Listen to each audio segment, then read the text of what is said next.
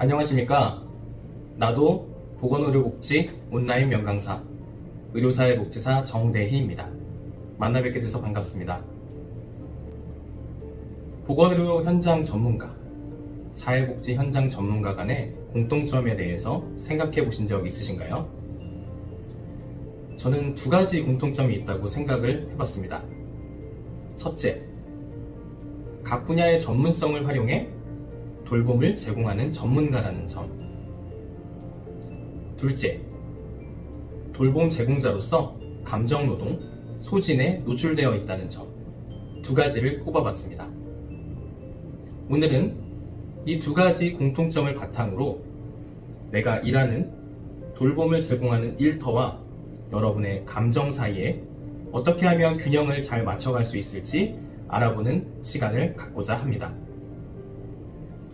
워크 앤 이모션 밸런스, 감정 노동으로부터 마음 건강 챙기기. 지금부터 함께 알아보시죠. 돌봄 전문가로서의 숙명, 바로 감정 노동과 소진이죠. 엄마에게도 엄마가 필요하듯이 돌봄 전문가에게도 때로는 돌봄이 필요합니다. 하지만 오늘도 어김없이 나의 돌봄을 필요로 하는 환자와 클라이언트들을 돌보다 보면 나 스스로를 돌보기란 하늘의 별 따기 같이 멀게만 느껴지죠. 스스로의 돌봄을 더 이상 미룰 수 없을 만큼 너무 힘들 땐 감정 노동의 늪에 이미 푹 빠진 뒤이어서 소진으로부터 회복하기가 쉽지 않은 경우들이 많습니다. 또한 전문가인 우리가 다른 전문가에게 나의 어려움을 토로하고 도움의 손길을 내밀기가 쉽지 않은 것도 현실이죠. 그래서 오늘 저는 돌봄 전문가로서 어떻게 하면 셀프 케어를 할 수 있을지 함께 알아가 보고자 합니다.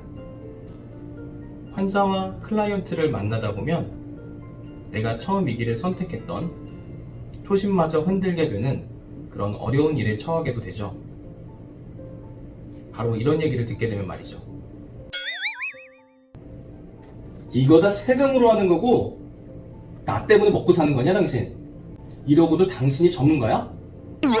끊임없는 요구와 나의 전문성을 폄하하는 이야기, 그리고 심지어 나의 인격을 모독하는 발언들을 듣다 보면 정말 멘탈이 바사삭 갈리는 그런 경험을 하게 되기도 합니다. 일일이 나열하기 어려운 이러한 일들 속에서 내가 이 길을 선택한 초심을 지키고 나의 마음을 지키기 위해서 우리는 어떠한 노력을 해보면 좋을까요?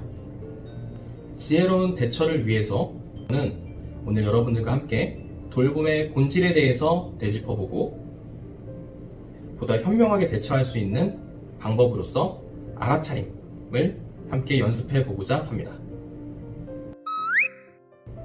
인간은 사회적 동물이다. 이런 말 한 번쯤 들어보셨죠?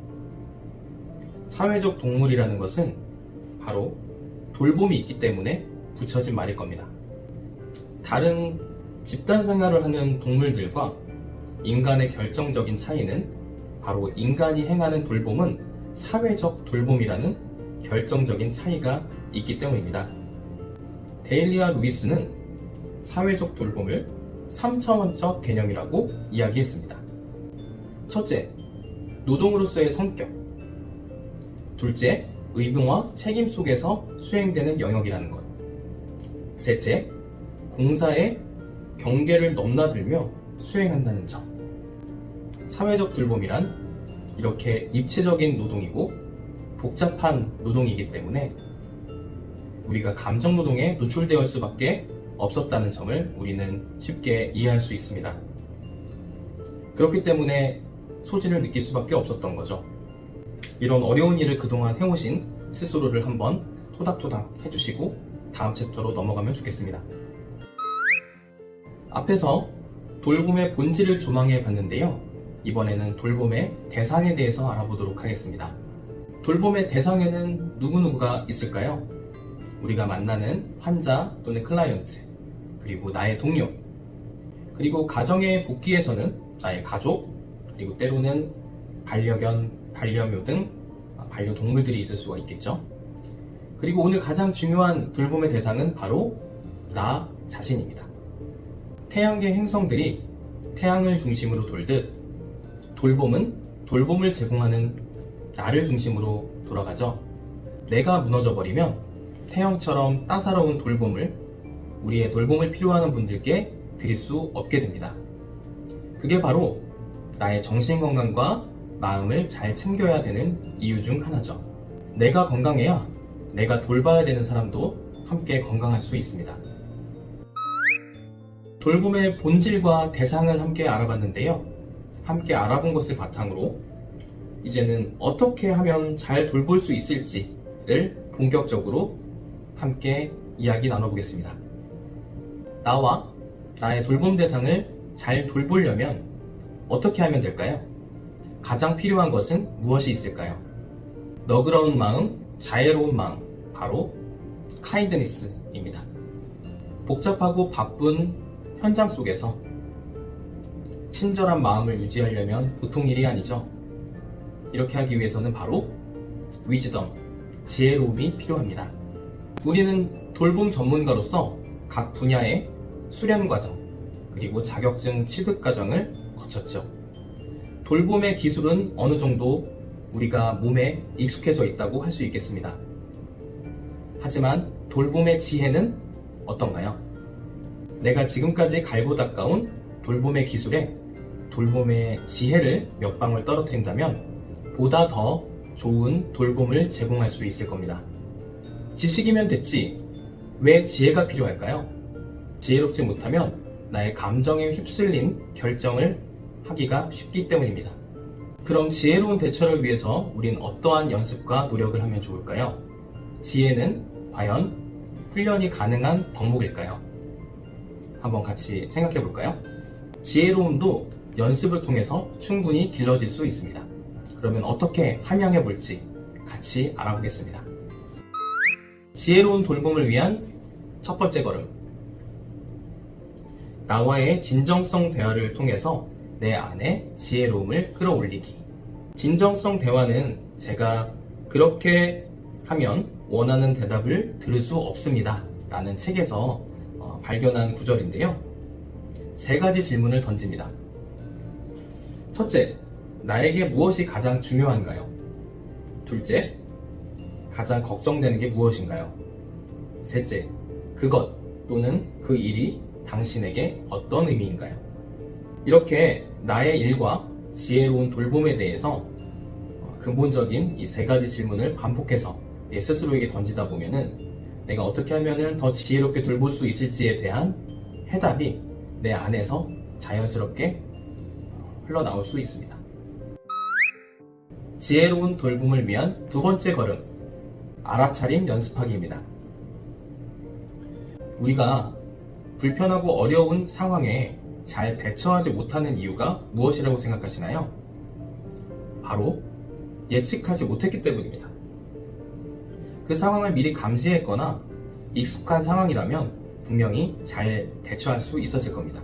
그럼 어떻게 하면 알아차림을 잘 연습하고 연마할 수 있을지 알아보겠습니다. 어떻게 하면 알아차림이 연습될 수 있을까요? 저는 이 알아차림을 마음챙김 명상 수련법을 통해서 알게 되었는데요. 마음챙김 명상을 추천드립니다. 하지만 오늘 처음 마음챙김 명상에 대해서 들어보신 분들도 계실 텐데요.